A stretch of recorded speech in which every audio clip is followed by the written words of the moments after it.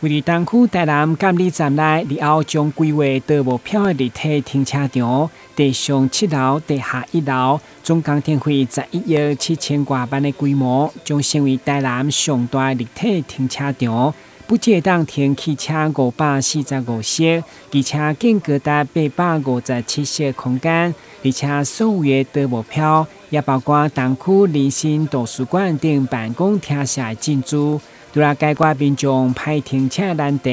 也渴望成为东区新的地标。我们可以知道，目前这块土地就是在监理站的旁边的这个停车场用地哈。那它平常当然是提供下供民众的这个停车需求使用。那我们后来经过我们往后经过立体化开发之后，我想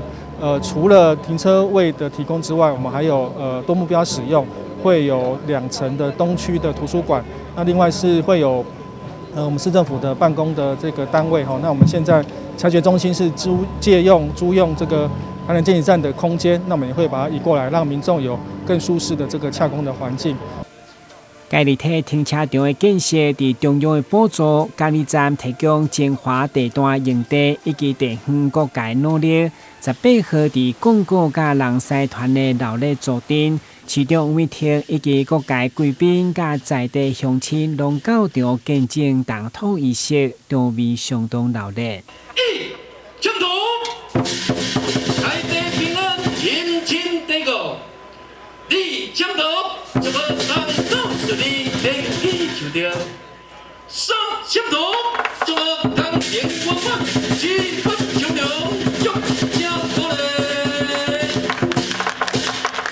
我相信，在这个黄金地段、精华地段、蛋黄区，来新建一个民众所需要的一个公共设施，我们觉得其实是非常好的。所以，不管图书馆、不管停车场，都是在这个地区能够提供都市机能服务啊，这个周边以及来往的民众一个很重要的一个点。那所以感谢交通部公路总局监理这个台南监理站，也谢谢我们这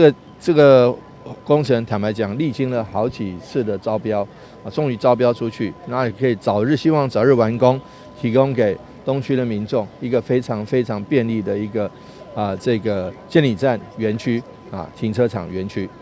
东区林森都无票立体停车场，伫今日动土以后，预计114年8月完工启用。未来营运将朝向友善、智慧化甲利便的停车环境。台南新闻顾文吉采访报道。